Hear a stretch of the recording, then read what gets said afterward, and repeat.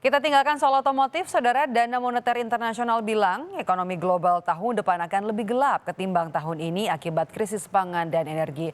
Lalu bagaimana mitigasi pemerintah Indonesia? Jurnalis Kompas TV Diah Mega Anjaya dan juru kamerawan Diansen mengulasnya dari Washington DC, Amerika Serikat.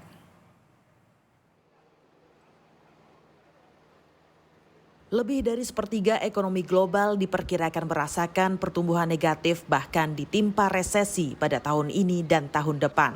Dana Moneter Internasional IMF mengatakan masa sulit belum akan berakhir cepat. Tahun depan adalah kondisi paling gelap setidaknya dalam 22 tahun terakhir. Ada 3 penyebab utama, dampak perang Rusia-Ukraina, inflasi yang meluas dan perlambatan ekonomi di Tiongkok. Our global growth forecast for this year is unchanged at 3.2%, while our projection for 2023 is lowered to 2.7%, 0.2 percentage points lower than the July forecast. The 3 largest economies, the United States, China, and the euro area, will continue to stall. In short, the worst is yet to come, and for many people, 2023 will feel like a recession.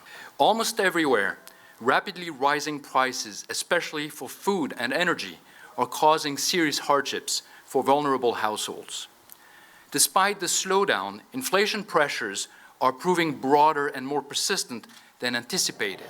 Ekonomi global tahun 2023 semakin tidak baik-baik saja. Ini adalah proyeksi forecast dari International Monetary Fund atau IMF.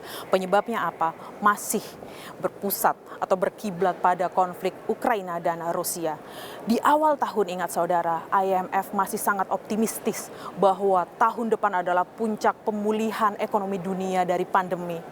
Belum menghitung dampak perang antara Rusia dan Ukraina.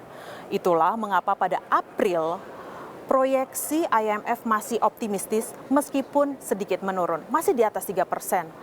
Tetapi pada Juli 2022 proyeksi itu langsung berubah drastis, turun, anjlok menjadi 2,9%. Tetapi rupanya mimpi buruk itu belum berakhir. Oktober 2022, IMF kembali menurunkan proyeksinya pada pertumbuhan ekonomi global tahun depan, yaitu berapa? 2,7%. Dari 2,9 menjadi 2,7%. Artinya ada penurunan 0,2 persen poin. Saya ulangin, penurunan 0,2 persen poin. Untuk menghadang risiko ekonomi global yang berdampak besar terhadap perekonomian nasional, pengendalian inflasi menjadi strategi utama yang ditempuh oleh Bank Indonesia untuk menjaga momentum pertumbuhan ekonomi. Dan kita juga secara bersama memastikan bahwa inflasi ini akan turun. Dan kita upayakan dari Bank Indonesia berkoordinasi dengan pemerintah bahwa inflasi akan turun di bawah 4% mulai triwulan 3 2023. Sesuai target yang kita tetapkan 3% plus minus 1. Perkiraan kita di triwulan 3 tahun depan bisa sekitar 3,6%. Di triwulan 4 tahun depan bisa sekitar 3%. Nah, ini kenapa? Karena koordinasi fiskal dan moneter. Dengan inflasi yang relatif rendah dari negara lain, kenapa kita masih bisa kemudian mendorong pertumbuhan ekonomi? Kita perkirakan saja tahun depan bisa tumbuh 4,6 sampai 5,3%. 5,1 bandingkan dengan dunia. Ekonomi dunia tahun depan IMF memperkirakan 2,8%, tapi Bank Indonesia memperkirakan mungkin sekitar 2,6%. Bandingkan itu. Jadi dari inflasi relatif rendah, dari pertumbuhan ekonomi itu lebih tinggi. Bauran kebijakan moneter dan fiskal juga menjadi penting dalam menghadapi risiko ekonomi global. Pemerintah telah dan akan menyiapkan sejumlah langkah.